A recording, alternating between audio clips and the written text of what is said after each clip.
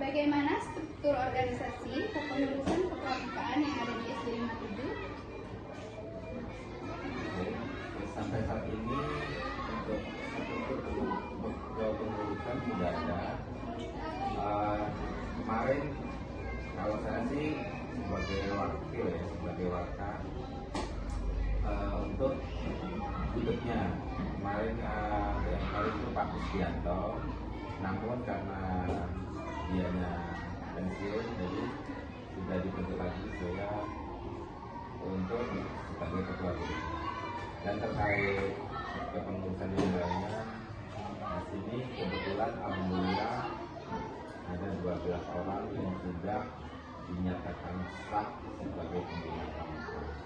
Dinyatakan sah ini dalam arti mereka sudah melalui pendidikan KMD ya, khusus main dasar. Jadi ada 12 orang.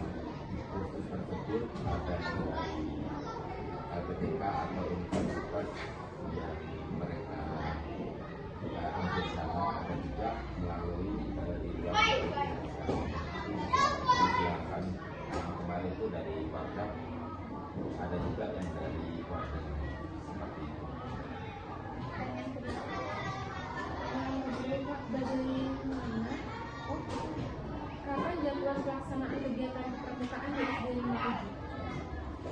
Untuk jadwal kegiatan, karena pramuka ini masuk ke kegiatan wajib ya, walaupun di ekstrakurikuler, tapi masuk di kegiatan wajib. Dalam arti semua peserta didik atau murid yang ada di sekolah SD 57 itu adalah anggota pramuka dari kelas 1 sampai kelas 6. Untuk kelas 1 sampai kelas 3 atau yang sekarang ini kita berdasarkan usia dulu sampai kelas 4 itu masuk siaga. Terus kelas 5, 6 itu masuk pramuka. Dan kemarin di 3 bulan yang lalu kita sudah sepakat dengan pengurus warga itu pengadaan kelanjutan, dan alhamdulillah untuk usia bawah dari kelas 4, 5, 6 itu sudah. Namun untuk usia siaganya kemarin kita belum ada keberangkatan karena terkait pemberian KPR terkait biaya hidup. Jadi untuk yang siaga kita dan pelaksanaan kegiatan itu di hari Jumat sore atau jam 12 yang berubah siang jam 14 itu sampai jam 5 sore untuk pelaksanaan kegiatan. Namun untuk siaganya itu yang menarik tadi, untuk siaganya dilaksanakan setelah KBM dari 1 jam 10, jam 2 sampai jam 12.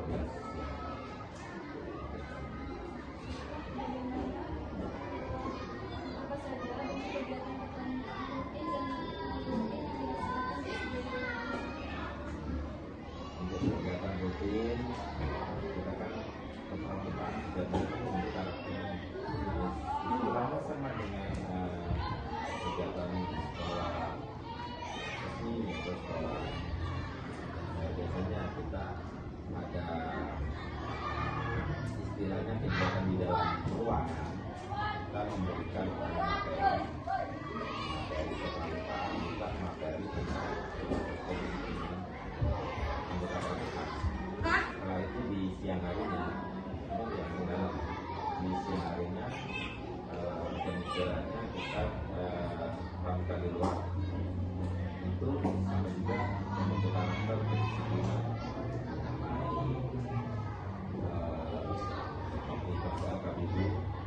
terus materi yang lainnya mode apapun makanya materi kepramukaan membaca peta, terus membuat peta, membaca jarak. Kalau untuk pembentukan karakter sama dengan kita ini kalau di pramukaan dalam arti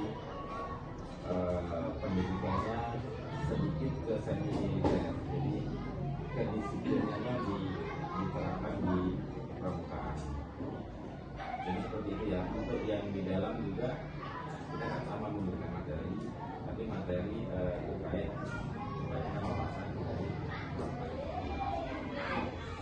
Lalu Bapak, bagaimana sarana dan prasarana yang mendukung pasangan sejarah serta metodologi? terkait sarana prasarana dari dulu SD 57 memang aktif untuk tentunya untuk sarana dan prasarana juga didukung oleh sekolah. Salah satu contohnya pengadaan tenda. Kita di sini sudah menggunakan ada tenda, ada dua, ada tenda standar, ada tenda panggung. Tenda standar ini yang sudah disiapkan untuk event perlombaan. Misalnya halte yang memperhatikan kita kan sistem penilaiannya harus menggunakan secara standar. Itu sudah disediakan di sekolah. Itu juga tenda panggung. Tenda panggung ini bentuknya beda. Kalau kita eventnya seperti jambore atau pesta anggota program dalam, kita kan sudah penilaian terkait tendanya, kita menggunakan tenda panggung. Dalam arti itu kenyamanan anak-anak melakukan rangkaian itu sendiri. Misalnya dalam kondisi hujan, mereka tidak harus mengungsi, jadi mereka tetap nyaman di tenda. Dan terkait fasilitas yang nggak terpenuhi oleh sekolah, misalnya nih terpenuhi ya kalau terkait sarana pribadi daerah atau air penuh itu hanya sebagian itu aja yang dibutuhkan ke perusahaan. Biasanya dana disediakan dari kekurangan baru ke perusahaan kita pakai sendiri. Baik, Bapak. Bagaimana sistem penilaian kegiatan kepramukaan yang ditetapkan oleh Pembina Pramuka? Sistem penilaian, ini karena kegiatannya wajib, karena wajib itu ada masuk di asesmen atau di nilai rasmi, baik semester 1 maupun semester 2. Itu ada nilai tersendiri. Nilai ekstrakurikuler kan ada banyak, BDI, budaya daerah BDI, dan salah satunya itu pramuka itu wajib. Ini semua harus dinilai. Pastinya berdasarkan masukan dari pembina. Pembina di sini kan bukan hanya saya, ada 12 orang. 12 orang itu untuk menilai kegiatan kepramukaan peserta atau anggota, misalnya aktif masuk atau aktif kegiatan. Yang kedua, terus ketika ada event dia menjuarai atau mempunyai prestasi. Jadi penilaiannya itu masuk di nilai rapor semester 1 dan semester 2. Tidak ada akumulasi dalam arti kepramukaan nilainya tersendiri, tidak diakumulasi atau digabungkan dengan kegiatan intrakurikuler. Jadi itu sendiri ekstra. Terakhir, apa saja prestasi yang diraih oleh Bapak Putri Mara di sekolah SD Bidani?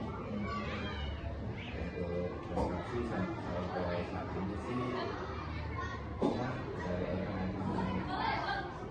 tingkat rantai atau tingkat kecamatan kita sih banyak semuanya ya. Cuman untuk ya lebih nggak sih ada di kepala sekolah.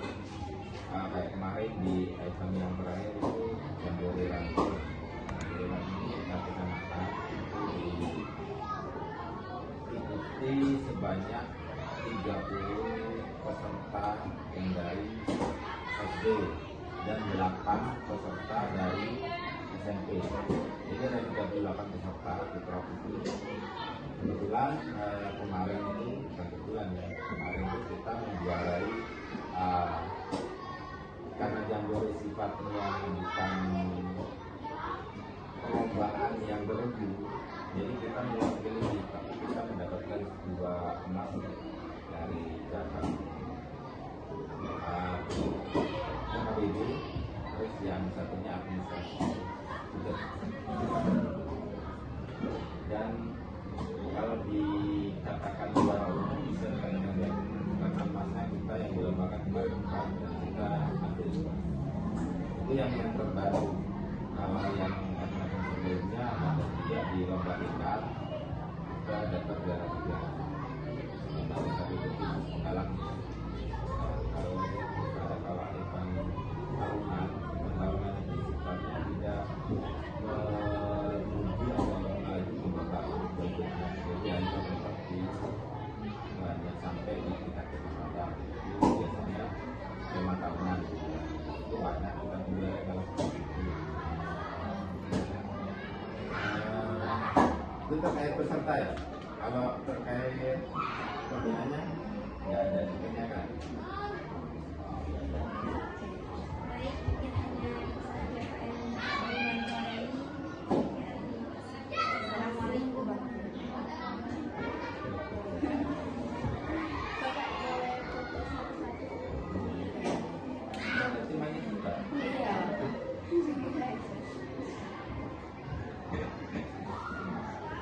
Ya Allah. Nggak kelihatan. Literasi media, literasi permukaan. Semester 1. Masa tidak dari itu Iya. sesuatu.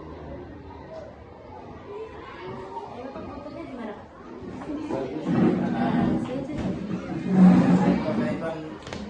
Boleh jangan.